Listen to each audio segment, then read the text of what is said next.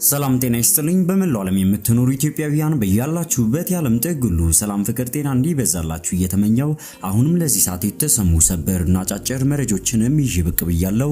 እናንተም ለዚህ ዩቲዩብ ቻናል አዲስ ከሆናችሁ ታማኝ ፈጣንና ወቅታዊ መረጃ በፍጥነት እንዲደርሳችሁ ቻናሌን ሰብስክራይብ በማድረግ እንዲሁም የደወል ምልክቱን በመጫን የቻናሌን ቤተሰብ እንድትሆኑ ከወዲሁ ጋበዝኩ። ይህን ቪዲዮ በቅንነት ላይክ በማድረግ ሐሳብ አስተያየቶቻችሁን በኮሜንት መስጫው ላይ በማስፈር እስከ ፍጻሜው አብራችሁኝ እንድትቆዩ ጋብዛለሁ። ቀጥታ ወደ መረጃው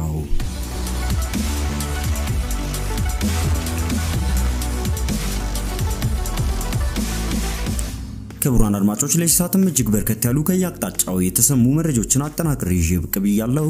እነሱንም በቅደም ተከተል ማስደምጣችሁም ይሆናል።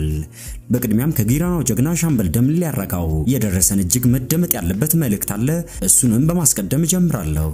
የጀግናችን መልእክት ከስዳይኒ ወንዝ ማዶ ይህን መልእክት ሞታችንን ለሚመኙና ስራ ፈተው የበሬ ወለድ ወሬን ሲፈትሉ ለሚውሉ ድኩማኖች አድርሱልኝ ብሏል። ሰራዊት የሚሆን ቀጠናዬ ሰላም ናቸው። ይህ ማለት በየጉራንጉሩ በየስርቻው የተደበቀ ፈርጣጭ ይተፋል ማለት አይደለም። ከሾጣጣ ወፍ እስከ መንጠራ ኩረብታዎች ከስዳይኔ ጠመዝማዛ ጅረት እስከ ጠቅጥቁ የፋጂ ደን ድረስ በቁጥጥራችን ስር ነው። በአህያና በግመል ሳይቀር የዘረፉትን ጭነው የጊራናን ሜዳ ማለፍ አልተቻላቸውም። ብዙዎቹን ወደ ሲኦል ሸኝተናል፣ እኩሎቹን ደግሞ ማርከናል። በሐቅና በእውነት መንገድ ላይ እስከቆምን ድረስ ሌባና ሀገር አፍራሽ ባንዳ በፍጹም አያሸንፈንም።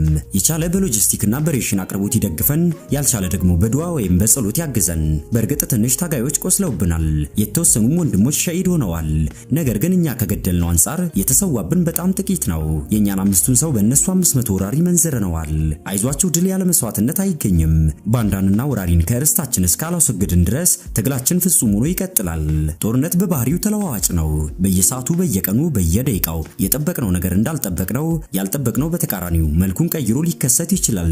ጦርነት ፌስቡክ ላይ ቁጭ ብለን የሰበር ዜና ዶፍ መጎንጨት ወይም በየሳይበሩ አየር ላይ ተንጠልጥሎ ወሬ እየለቀሙ ያሉ ወይም ተናገሩ ምናብን ማራገብ አይደለም። በተለይ የውሸት ወሬ ተጠቂዎች ራሳችሁን ከመሰለኝና ከአሉባልታ ወሬ አራጋቢዎች ልትጠብቁ ይገባል። በጦርነት ቀጠና ውስጥ የጠላት ርዝራዥ ታየ ተብሎ እንትና የሚባል ከተማ ተወሯል፣ ይህን ያክል ሰው አልቋል እያሉ በሩቅ ያሉ ወገኖችን በማስደንገጥ ከሽብር የማይተናነስ ተግባር እየፈጸሙ መሆኑን ልብ ልትሉ ይገባል። በየተራራው ተደብቆ የነበረው የወራሪ ቡድን አባል ሲርባው ከአበይ ተራራ ተነስቶ የጎራ አርባን ቁልቁለት የጨፌ ጉበታን ሜዳ ረግጦ ወደ ጉባዋዲ መንጠራ ሊሻገር ተበትኖ የመጣ ኃይል በጀግናው መከላከያ ሰራዊትና በትንታጉ የጊራናው ሽርጥ ለባሽ እየተለቀመ ነው። ሌላኛው ጎቱ ማዶ በየቋጥኙ የተደበቀው ክፍልፍል ጁንታ ሲርባው ያደቀመረን ሸንኮራ በአይነ ቁራኛ እያየ አላስችል ሲለው አይኑን ጨፍኖ ይገባና የቆረጠውን ሸንኮራ አላምጦ ሳይውጣው የሽርጥ ለባሹ ራት ይሆናል። ሌላው ደግሞ ሲርባው ትጥቁን ፈቶ ከህብረተሰቡ ጋር ተቀላቅሎ በየመንደሩ ምግብ ሲያደን የሚማርከው ስፍር ቁጥር የለውም። የመከላከያውና የባለሽርጡ ጥምር ጦርም የጠላትን መከማቻ እየተከታተለ እያጠቃ ነው። በቅርቡም ሁለት አንጋፋ የሰሜን ወሎ ከተሞች ከወራሪው ቡድን ነፃ እንደሚወጡ ተስፋ ሰጪ ትግል እየተደረገ ይገኛል። ድል ለእኛ ሲሉ ነፍሳቸውን ለሚሰው ጀግኖቻችን ሲሉ ሻምበል ደምሌ አረጋው ይህን መልእክት አስተላልፈዋል። ክቡራን አድማጮች በመቀጠልም ከጌታቸው ሽፈራው የተገኘው መረጃ ማጋራችሁም ይሆናል። ትግራይ ውስጥ ያለው የወራሪው ቡድን አመራር የድሮን ጥቃትን በመፍራትና በወሎ ግንባር እየተደረገ ያለው መልሶ ማጥቃት ትግራይ ይገባል በሚል ጭንቀት ላይ ወድቋል። አብዛኛው እንደ ቀድሞ መንቀሳቀስ አልቻለም። ስለሆነም የተለያዩ መደበቂያዎችን እየተጠቀመ ይገኛል። የወራሪ ቡድን አመራሮች የሚደበቁባቸውን ቦታዎች ጌታቸው ሽፈራ እንዲያጋልጧል። አንደኛ የህዋት ሐውልት የትግሬ ወራሪ ኃይል የሰማዕታት ሐውልት ብሎ የሚጠራው የመቀሌ ሐውልት አመራሮች የሚደበቁበት እንደሆነም ይነገራል። መንግስት ሐውልቱን መምታት ከትግራይ ህዝብ ጋር መጣላት ነው የሚል እምነት ይኖረዋል በማለት ለድሮን ጥቃት ተጋላጭ እንዳልሆነ ያምናሉ። ስለሆነም ፖለቲከኞችና የሚዲያ ባለሙያዎችን ጨምሮ የትግሬ ወራሪ ኃይል ቡድን ሐውልቱ ስር ያሉ ክፍሎችን እንደ መጠለያ እንደሚጠቀም ተገምቷል። ይሁንና ከሌሎች አካባቢዎች ይልቅ ህዝብ በአካባቢው የሚያንዣብብበትና ለጥርጣሬ የሚዳርግ መሆኑ ስጋት ሆኖባቸዋል። የፌዴራል መንግስቱና የኤርትራ መንግስት ደህንነቶች በተለያየ መልኩ ሊያጠቁን ይችላሉ የሚለው ግምት ከፍተኛ የሆነ የትግሬ ወራሪ ኃይል ከዚህም ጠበብ ያሉ ቦታዎችን ይጠቀማል። ሁለተኛው መቀሌ ኤርፖርት ነው። ለጸጥታው አስተማማኝ ከመሆኑ በተጨማሪም መንግስት የማይመታውን በሚል መጠለያ ሆኖ ቆይቷል። ከፍተኛ የወራሪ ቡድን አመራሮች ተጠልለውበት ቆይተዋል። ሶስተኛው ደግሞ ቤተ እምነትና የቤተ እምነት አካባቢዎች ናቸው። የትግሬ ወራሪ ኃይል ቤተክርስቲያንና መስጊዶች ውስጥ መሽጎ ከርሟል። በተለያዩ ጊዜያት እንደ መደበቂያ ተገልግሎባቸዋል። ይሁንና ሰው የሚበዛባቸው ምርጫው አያደርግም። ከቤተ እምነቶች በተጨማሪ የአገረ ስብከት ቢሮዎች ህንጻዎችንና በእምነት አባቶች መኖሪያ ቤት እስከ መጠለል መድረሱ ተገልጿል። አራተኛው የእርዳታ ድርጅቶች ቢሮ ነው። የኢትዮጵያ መንግስት የእርዳታ ድርጅቶች ቢሮ ላይ ጥቃት አያደርግም በማለት የተለያዩ የእርዳታ ድርጅት ቢሮ ውስጥ የተቀመጡ የትግሬ ወራሪ ቡድን አመራሮችና አስተባባሪዎች እንዳሉ ይጠቀሳል። የእርዳታ ድርጅቶቹ ዳይሬክተሮች አብዛኞቹ የትግሬ ተወላጆች መሆናቸው ለወራሪው ቡድን ምቹ ሁኔታ ፈጥሮለታል። አምስተኛው ደግሞ መኖሪያ ሰፈሮች ናቸው። የትግሬ ወራሪ ቡድን በተደጋጋሚ የመኖሪያ ሰፈሮች ተመቱ እያለ የሚጮኸው አመራሮቹ በህዝብ መሃል ተደብቀው ስለሚውሉ ነው። ህዝባችን አሳልፎ አይሰጥም ብለው ቢያስቡም ዘግይተውም ቢሆን ባገኙት አጋጣሚ በተለይ አንዳንድ የውጭ ሀገር ዜጎች እየተጠቀሙብን ነው የሚል መረጃ አውጥተዋል። ኦባሳንጆንም ጠቁመው አስመታን ብለው ማማረራቸው ይታወሳል። ስድስተኛው ደግሞ የመንግስት ተቋማት ናቸው። ቀደም ሲል ስራ ላይ የነበሩ የመንግስት ተቋማት፣ ዩኒቨርሲቲዎች፣ ስራ ላይ ያሉም ሆነ የተዘጉ የህክምና ተቋማት፣ የገበያ ማዕከላት፣ ትምህርት ቤቶች፣ የባንክና ወዘተ ህንጻዎችም በወራሪው ቡድን መጠለያነት የተመረጡ ሆነዋል።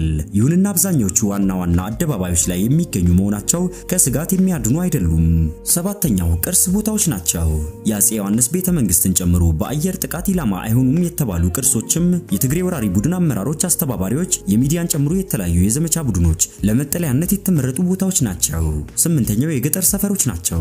መቀሌን ጨምሮ በትልልቅ ከተሞች ቅርብ ርቀት የሚገኙ አንዳንድ የገጠር ሰፈሮች ለጥቃቱ ተጋላጭ አይሆኑም ተብለው ታስበዋል። ዘጠነኛው የምድር ቤቶች ናቸው። የትግሬ ወራሪ ቡድን እንደ መጠለያ ከሚጠቀምባቸው መካከል የምድር ቤቶች ይገኙበታል። በመጀመሪያው ዘመቻ ከደብረ ጽዮን ቢሮ በስተጀርባ የሚያወጣ ሰው ሰራሽ ዋሻ መገኘቱ ይታወሳል። በወረራቸው አካባቢዎች እስከ 7 ኪሎ ሜትር የሚረዝሙ ምሽጎችን የሚሰራ ትህነግ መሰል መጠለያዎችን ትግራይ ውስጥ መስራቱ የተለመደ ነው። ከአንድ ዓመት በፊት የትግሬ ወራሪ ቡድን አመራሮች ወደ ጫካ ከመግባታቸው በፊት ከዋና መጠለያቸው ወጥተው የተደበቁባቸው ቦታዎች እንደነበሩ ቃለ መጠይቅ በሰጡባቸው ወቅቶች መገንዘብ ተችሏል። በቅርቡም ጌታቸው ረዳና ሌሎች የወራሪ ቡድን አመራሮች መሰል የድብቅ ቤቶች ውስጥ ቃለ መጠይቅ ሰጥተዋል። አስረኛው ዋሻዎች ናቸው። የትግሬ ወራሪ ቡድን በተለያዩ ዋሻዎች ተደብቆ መቆየቱ የሚታወስ ነው። በዚህ ወቅትም የቢሆን አማራጮችን አስቀምጦ እየተንቀሳቀሰ ነው። ቀዳሚ ዓላማው የቡድኑን አመራሮች ደህንነት መጠበቅ የሆነው ወራሪው የኢትዮጵያ ሰራዊት ትግራይ ቢገባ ምን ማድረግ አለብን የሚል ውይይት አድርጎ ውሳኔን አሳልፏል። ያለፈው ዓመት የህግ ማስከበር ዘመቻው ያልተጠበቀ እንደነበር የሚያምነው ቡድኑ ዘንድሮ ቀደም ብሎ አስቦበታል። ከወራት በፊት ወደ ደደቢትና ሌሎች አካባቢዎች ነዳጅና ሌሎች አቅርቦቶችን ወስዶ ስለመደበቁ መረጃዎች አሉ። 11ኛው የተፈናቃይና አረጋውያን መጠለያዎች ናቸው። አብዛኛውን ተፈናቃይ ወደ ጦር ሜዳ በመላኩ ተፈናቃይ ጣቢያዎቹ ባዶ ሆነዋል። በተመሳሳይ የአረጋውያንና መሰል ማዕከላት አገልግሎት በመስጠት ላይ አይደሉም። ይሁንና አካባቢዎቹ አገልግሎት እየሰጡ እንደሆነ በማስመሰል እንደሚጠቀምባቸው ተገልጿል። 12ኛው የሚዲያ ህንጻዎች ናቸው።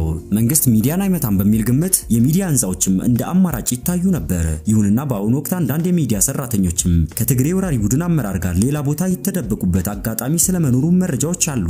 13ኛው የዘመድና ወዳጅ ቤት ነው። ለጸጥታ አያስጉም የተባሉ የተለያዩ ግለሰቦች ቤቶች በመጠለያነት እያገለገሉ ነው። የቡድኑ አመራሮች ስልጣን ላይ ያሉ ያሰሯቸው ቤቶች የዲያስፖራ ቤቶች እንዲሁም የባለ ሀብት የዘመድና ወዳጅ ቤቶችን በየጊዜው እየቀያየሩ ይጠለላሉ።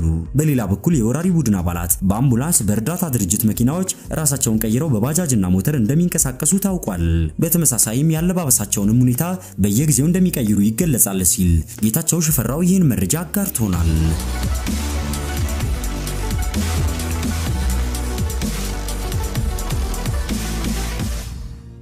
የደቡብ ክልል ትምህርት ቢሮ እንዳስታወቀው በክልሉ አዲሱ የትምህርት ስርዓት ከያዝነው የታህሳስ ወር መግቢያ አንስቶ ተግባራዊ በመሆን ላይ ይገኛል።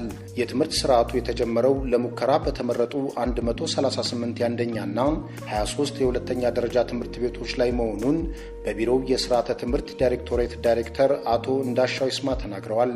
የትምህርት ስርዓቱ የአገሪቱን የትምህርት ፍኖተ ካርታ መሰረት በማድረግና የክልሉን ነባራዊ ሁኔታ ከግንዛቤ በማስገባት በ41 የብሔረሰብ ቋንቋዎች የመጽሐፍ ዝግጅት መደረጉን ነው አቶ እንዳሻው ይስማ በቢሮው የስርዓተ ትምህርት ዳይሬክቶሬት ዳይሬክተር ለዶቼ ቬሌ ዲደብሊው ገለጹት። አዲሱን የስርዓተ ትምህርት እኛ እንዳገር ከቅድመ አንደኛ ጀምሮ እስከ 8ኛ ክፍል ድረስ ያሉት ዝግጅት እንደየደረሱበት የእድገት ደረጃ ወደ 41 ቋንቋዎች ዝግጅት አጠናቀናል። ዝግጅታችንን አጠናቀን በሁሉ ቦታዎች ላይ ከቅድመ አንደኛ ጀምረን በእነዚህ በየእድገት ደረጃቸው የመጽሐፍ ዝግጅቶቻችን ራሱ በመምህሩ አማካኝነት ዝግጅቱን አጠናቀን በይፋ ላውንች አድርገናል ማለት ነው።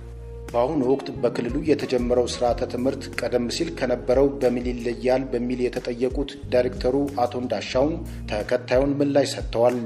እንግዲህ በፊቱ ስርዓተ ትምህርት የነበረ ምንም እንኳን በትምህርት ዘርፋችን በርካታ ለውጦችን ብናገኝ ግን አገሪቷ በምትፈልገው መጠን ግን እንትን ያለ አይደለም። አሁን እነዚህ የነበሩት ችግሮች ምንድነው? አንደኛ ከዝግጅት ጊዜው ጀምሮ በሌሎች የውጭ ኃይሎች ሲዘጋጅ የነበረ ነው።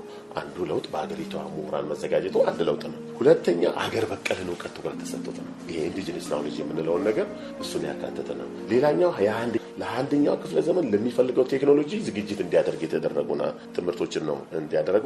ሌላኛው ሞራልን ግብረ ገብ የምንለውን ነገር ከአንደኛ ክፍል ጀምሮ እንዲዘጋጁ ተደርጓል ማለት ነው። በ161 ትምህርት ቤቶች በሙከራ ደረጃ የተጀመረው አዲሱ ስርዓተ ትምህርት ያለው ጠንካራና ደካማ ጎን ከተገመገመ በኋላም በ2015 ዓ.ም በሁሉም ትምህርት ቤቶች ተግባራዊ እንደሚሆንም የስርዓተ ትምህርት ዳይሬክተሩ ተናግረዋል።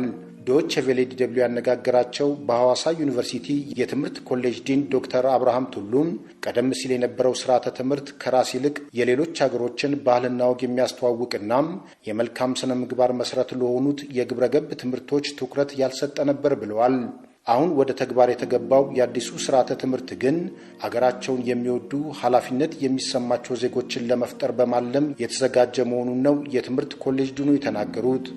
አገሩን እየወደደ ለአገሩ መስራት አለብኝ ለአገሬ ምን ላድርግላት ብሎ የሚፈጠር ትውልድን ይዞ የሚያመጣ አይነት ስርዓተ ትምህርት ዝግጅት ነው የተደረገው። ከኦብጀክቲቭ ጀምሮ እስከ ውስጥ ያሉት ኮንቴንቶች ራሳቸው ኦልሞስት አገርኛ የሆኑ የአገርን ባህል የአገርን ትሩፋትን ሁሉ የያዙ ናቸው። ቀደም ብሎ የነበሩ መጽሐፎች ብታይ አንድ ትምህርት አይነት ከ1 እስከ 12ኛ በውጭ ዜጋ በአንድ ሰው የተጻፈ በአንድ ሰው ያ የጻፈው ሰው የውጭ ዜጋ ውስጥ የተቀመጡት ኮንቴንቶች በሙሉ የሌላ አገርን ባህል ወግ እዛ ውስጥ በፓሴጅ የተቀመጡ ናቸው። ኮንቴክስቹዋላይዝ አልተደረጉ። እኛ ላይ ግን በቃ ያሉትን መልካም ትሩፋቶቻችንን ሀብቶቻችንን እንደገና ደግሞ ኮንፍሊክት ሪዞሉሽን ሲስተማችንን የኤሊቶቻችን የአባቶቻችን በሁሉም ነገር ላይ በየትኛውም የሥራ መስክ ላይ ጀግና ሆኖ መስራት እንዳለበት የሚገልጽ ያንን ሁሉ የሚያትትና ትሬስ የሚያደርግ ስርዓተ ትምህርት ነው የተዘጋጀው። በደቡብ ክልል በአሁኑ ወቅት 6000 የአንደኛና 734 የሁለተኛ ደረጃ ትምህርት ቤቶች የሚገኙ ሲሆን ከ5 ሚሊዮን በላይ ተማሪዎችም በትምህርት ገበታ ላይ እንደሚገኙ ከክልሉ ትምህርት ቢሮ የተገኘው መረጃ